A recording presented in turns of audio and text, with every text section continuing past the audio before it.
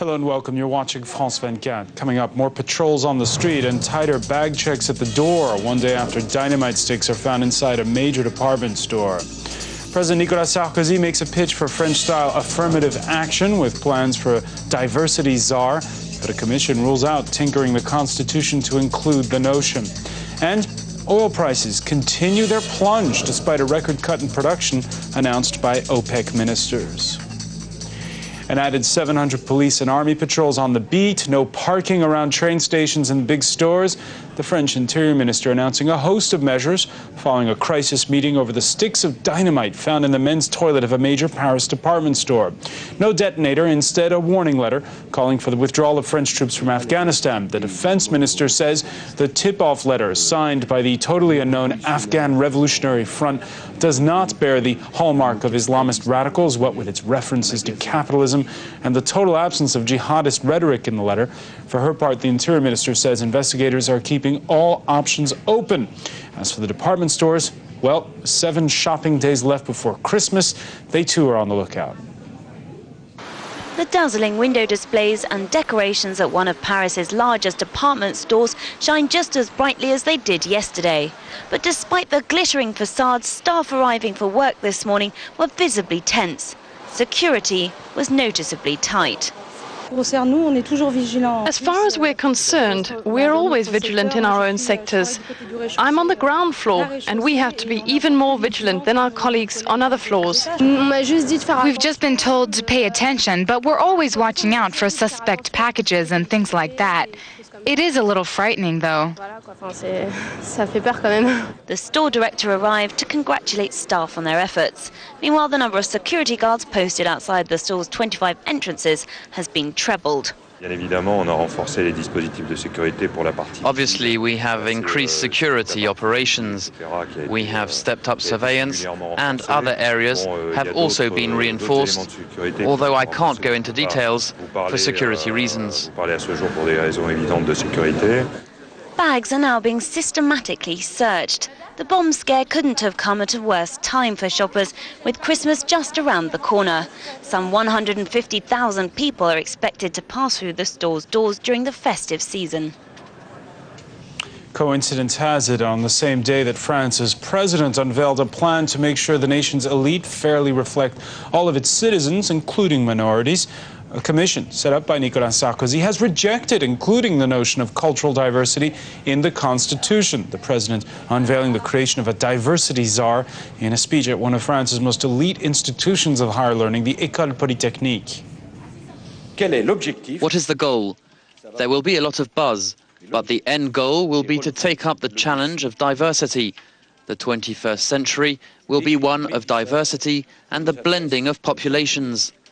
France has always been faced with the challenges of diversity, and by taking up the challenge of diversity, France is keeping in line with its history. We must say things as they are. Inbreeding has always been blamed for the fall of civilizations and societies, but diversity never has. Disons les choses comme elles sont. Jamais le métissage. France's president in the waning days of his country's rotating presidency of the EU, getting the European Parliament's stamp of approval on one of the major measures of Paris's tenure. MEPs in Strasbourg overwhelmingly approving measures that oblige the 27 member states to cut carbon emissions by 20% come the year 2020. A day after the Iraqi government drafted a law that sets the end of May as the pullout date for the last British troops from its soil, the visit of the UK Prime Minister Gordon Brown, in the same vein as the incoming US administration, pulling out the last of his forces from Iraq to focus on Afghanistan.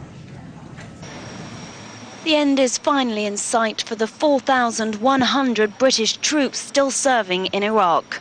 During an unannounced visit to Baghdad, British Prime Minister Gordon Brown said UK forces would have completed all combat missions by the end of May 2009 and would leave by July. Up to 300 military advisors are likely to remain to help the Iraqi government. We have agreed today that the mission will end no later than 31st May next year. We will, of course, continue to work in the best possible way with Iraq in the future. We will offer help with training wherever that is necessary. Following the US-led invasion of Iraq in March 2003, British troops were given responsibility for Iraq's second-largest city, Basra, as well as the country's main oil fields and ports. At the height of the conflict, the southern Iraqi city was the setting of some of the bloodiest battles and attacks against Allied forces. The British came under fire in more ways than one, with several servicemen court-martialed over the alleged abuse of Iraqi civilians. British forces eventually withdrew from Basra in September 2007 to an airbase outside the southern Iraqi city. 3 months later, Britain officially handed over control of Basra province to Iraqi authorities. Since military operations began in Iraq, 178 British soldiers have lost their lives. Britain now plans to transfer its military resources to Afghanistan to strengthen operations there. The UK's relatively small army has been stretched to its limit by fighting on 2 separate fronts. World oil prices continue to drop despite producers' pledge to slash production by a record 2 million barrels a day effective January the 1st. OPEC ministers concluding their meeting in the Algerian city of Oran as crude prices have plummeted by 70% from July, from its high of $147 a barrel. Reporting earlier, business editor Raphael Kahn. OPEC had already reduced the oil production by 2 million barrels a day. Now it's getting ready to reduce by another 2 million barrels, bringing the total reduction this year by 4 million barrels a day. So total production will fall from 27 million barrels to 25 million barrels. Will that be enough? Well, judging by the impact of the previous production cuts, probably not. Actually, it's more than balanced by the reduction in global economic growth that is actually affecting demand in all consuming countries. Raphael Kahn. For U.S. investors, it's the day after the Federal Reserve's historic cut in interest rates. And, well, Wall Street has a hangover. More from Elisa Lagos. Markets open lower today with the Dow down about 100 points just after the opening bell. The markets are really giving back much of yesterday's gains that they actually gained following the Federal Reserve's decision to lower interest rates. And the financial stocks, which led the gains yesterday, today is leading the decline. Wall Street giant Morgan Stanley announced fiscal fourth quarter results, and they were much lower than most analysts were expecting. The bank had a loss of $2.37 billion. That's a loss of nearly $2.34 a share. Most analysts were expecting a much smaller loss of only 34 cents a share. And this comes amid further write-downs for the bank, and Morgan Stanley shares trading heavily to the downside. And other financial stocks are also under the same selling pressure, and those include Citigroup and also Goldman Sachs. The dollar, meanwhile, continues to weaken. It fell sharply against other currencies, including the British pound, the yen, and especially the euro, following the Federal Reserve's decision to cut interest rates. Thanks, Elisa. Over in Europe, trading's mixed, although the banking sector is taking a bath across the continent. Hardest hit French bank BNP Paribas down some 16% on poor earnings and exposure to the Bernie Madoff scandal. The New York financier, who's due in court later for a bail hearing over charges he ran Wall Street's largest ever pyramid scheme. The UN's authorization to pursue Somali pirates Tuesday on land as well as sea didn't stop armed bandits from attacking 4 more ships. But in one case, a new European naval task force has actually rescued a Chinese vessel whose crew locked themselves in their cabin long enough to radio for help.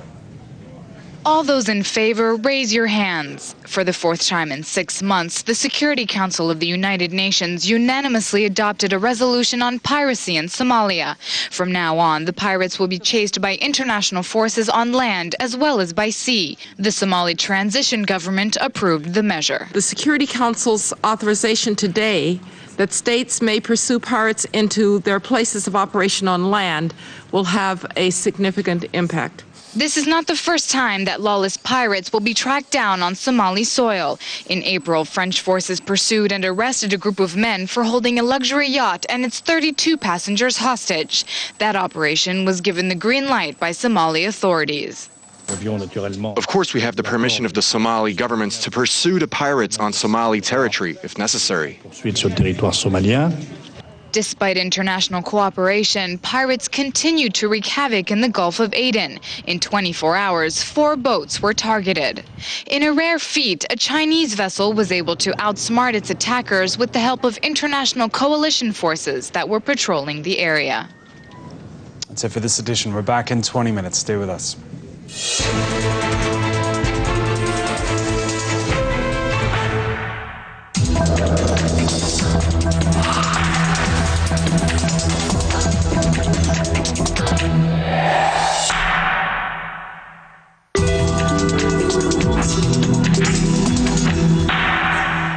Hello and welcome to Global Weather. A depression concentrated over Serbia negatively influences conditions from Germany to Greece and Sardinia to the Ukraine, bringing precipitation and snow at low altitudes in certain alpine regions. Rome is inclement at 10 degrees. Across most of Central Europe, temperatures range between 4 and 8 precipitous degrees. The sun bursts through over Moscow at a nippy -8, and Athens hosts lightning at 17. A cold front brings moderate rains and snowfall at low altitudes to northern Japan. Cloud banks have reserved snow for Kazakhstan with some spillage over the Kara Sea also. The remainder of Typhoon Dolphin is responsible for the showers over the Philippines' eastern flank and tropical showers rain on Sri Lanka. Phnom Penh is currently bright at 29, while Beijing is sunny at only 1 degree. Taipei 18. Heavy showers or tropical storms hit Australia's northern fringe, as well as a zone running from Indonesia and Malaysia to the territory of Wallis and Futuna Islands. Despite lightly overcast skies, Papeete remains dry, but New Caledonia expects raindrops. Sydney 28 degrees, Darwin drips at 31, and Alice Springs is cloudy but dry at 36. The rains are relentless over Kuala Lumpur. Thank you for listening. Join us again in half an hour.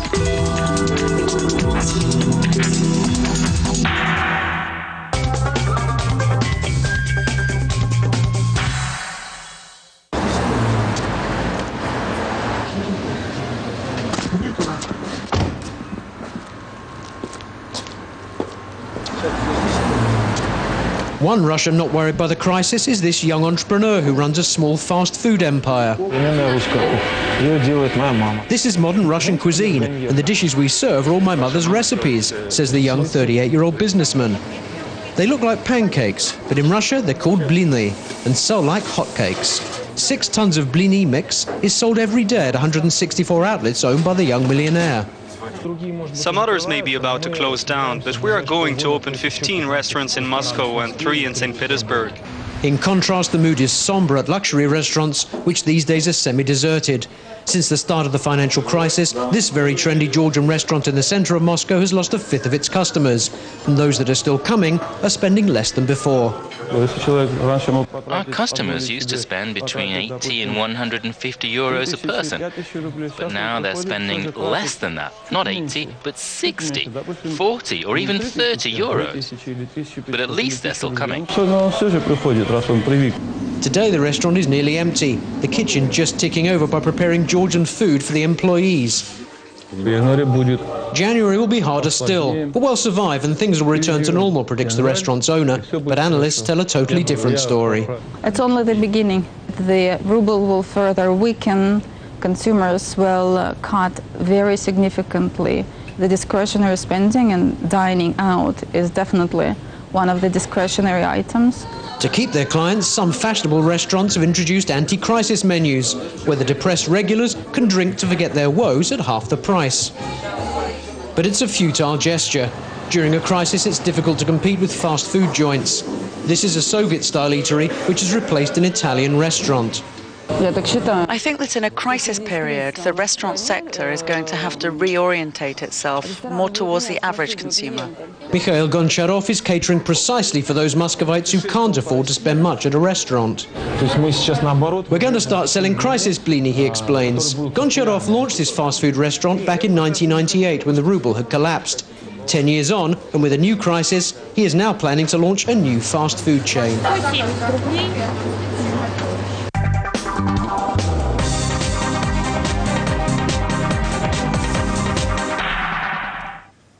Bonjour, hello and welcome to the Week in France. Coming up in this week's programme.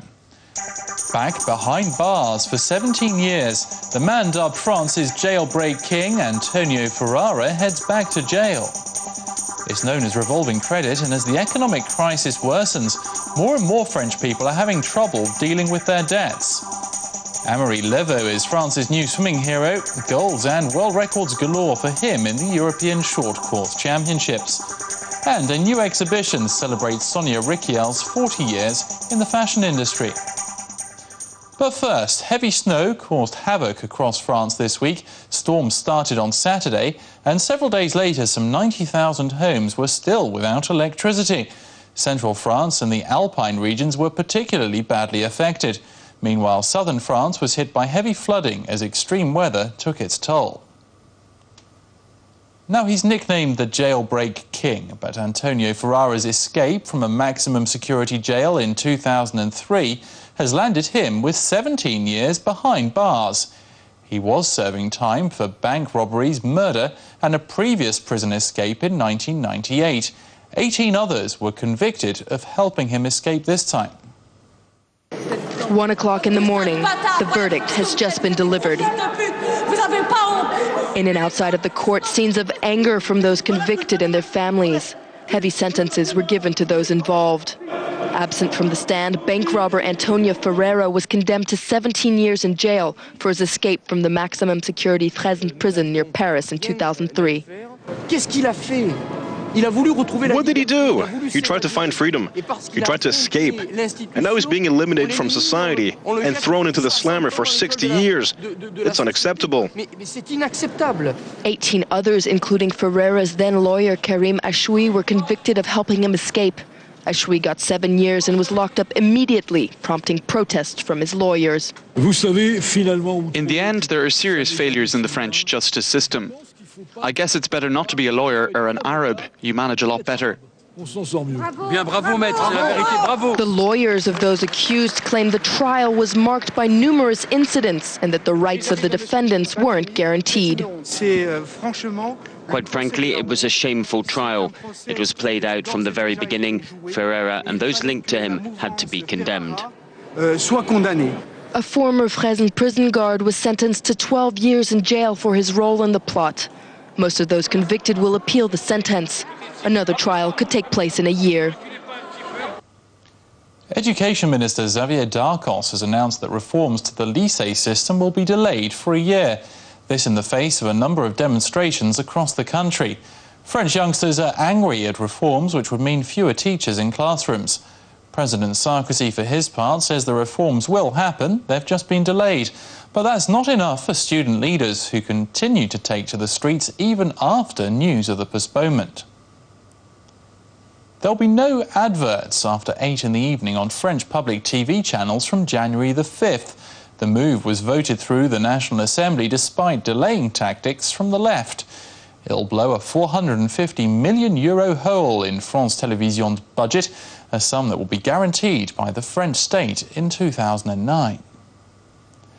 Now on to news of a rare electoral success for Marie-Georges Buffet. OK, all the communists managed was to be re-elected as party leader despite some vocal opposition. All the same, though, it will lift Buffet's morale after polling under 2% in last year's presidential election. Nevertheless, despite Buffet's promise to transform the party, the communists remain on the critical list. Back in the 1970s, they were France's biggest party. Now, they are marginal at best. The phenomenon of revolving credit has been making headlines. Some French households have got themselves ever deeper in debt, taking out loans with exceptionally high interest rates to pay off other loans that they've already taken out.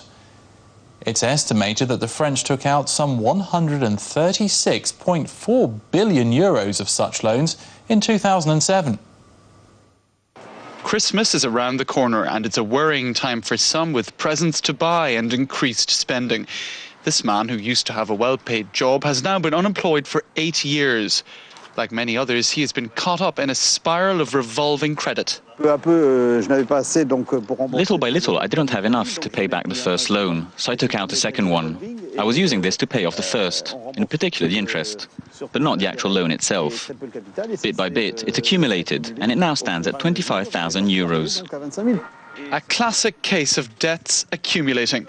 His file is now being examined by the French Commission for Excessive Debt. In France, the phenomenon of revolving credit is more and more common. Many large stores offer their own credit cards to cash-strapped customers. But as always, there are pitfalls that many don't see in advance.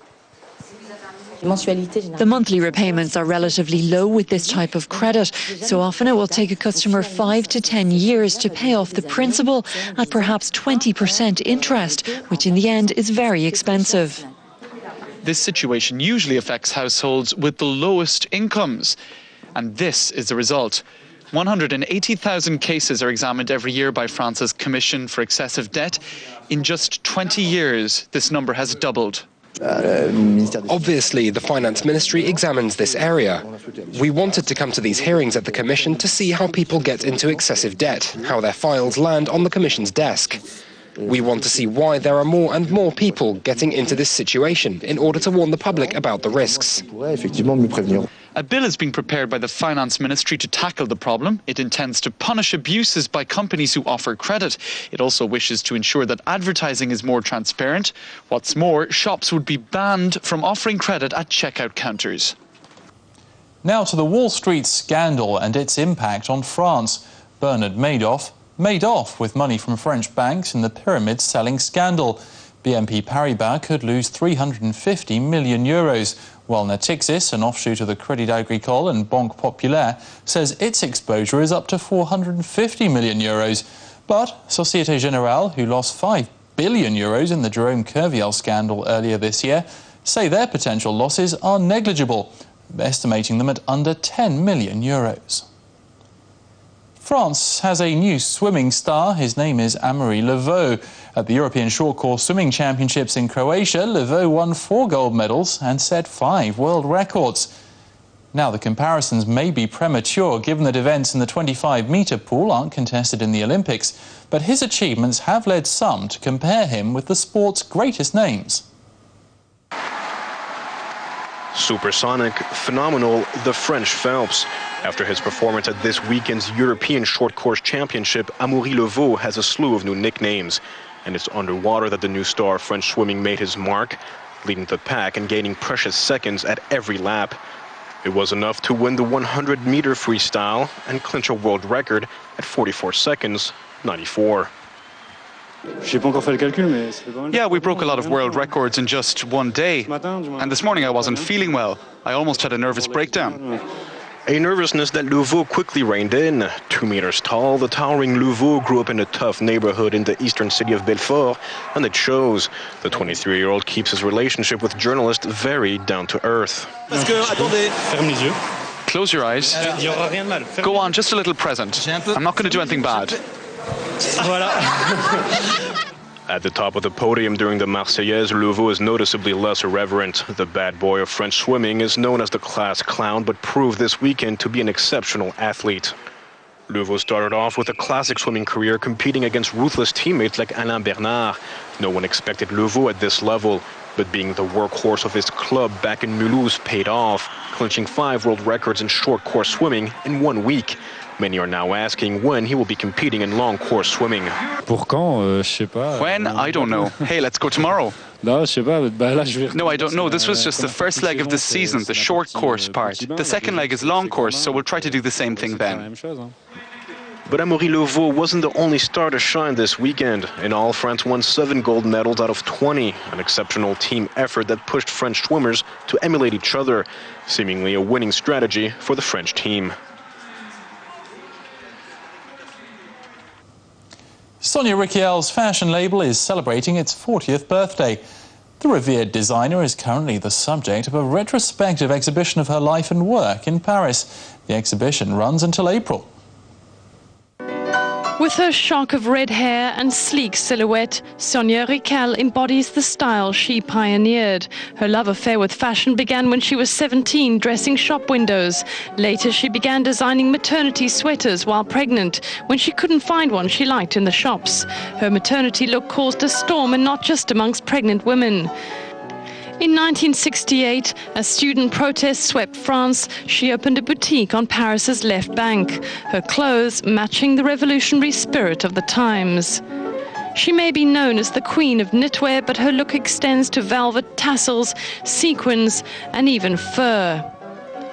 Rykiel was also the first to put seams on the outside. Putting a garment on inside out is to feel free. Only a woman could take out a pencil and scissors and design such a fluid line, almost like water running over a woman's body. Only a woman can know that feeling and create it for others. Her daughter Natalie, who once modeled her range, now manages the business. She stays true to her style, no matter how much time goes by or fashion changes. Once voted one of the world's 10 most glamorous women, Sonia Rykiel is celebrating 40 years in fashion with a special retrospective exhibition of her life and work in Paris. Join us again next week for more news from France. Don't forget you can watch this programme on our website, www.france24.com. Also check it out in French. See you again next week. Until then, it's au revoir and goodbye for now.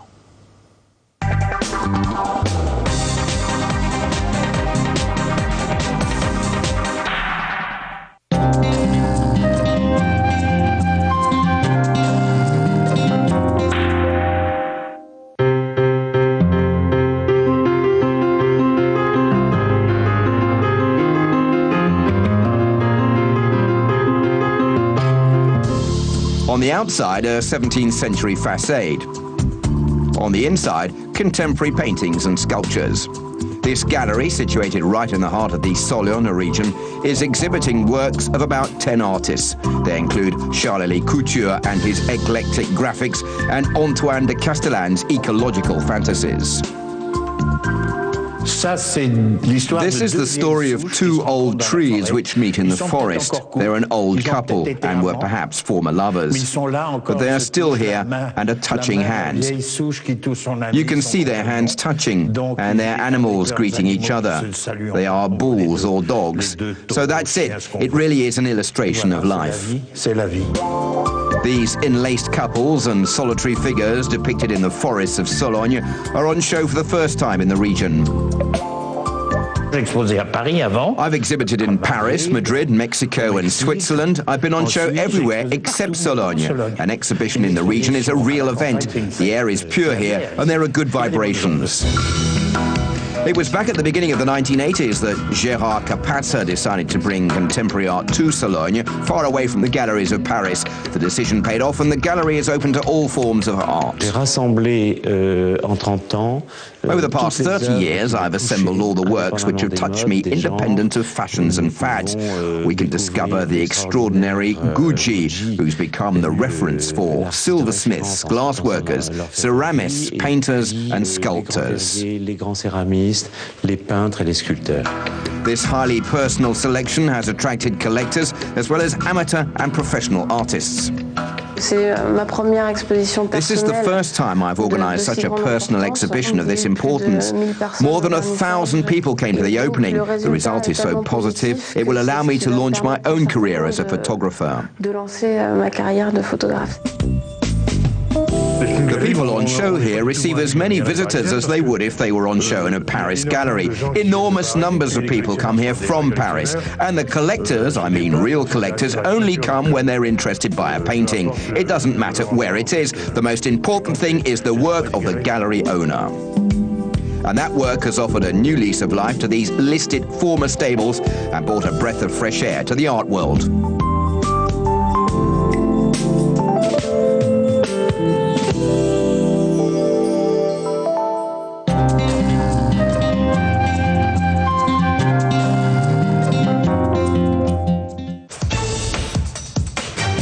Global crisis looms large, but the luxury hotel industry has never done better. In Paris, 3 new hotels are being planned for 2011, with indulgent spas and ever more luxurious facilities for increasingly rich clients. Better-known establishments are threatened by this new competition, but they have decided to fight back.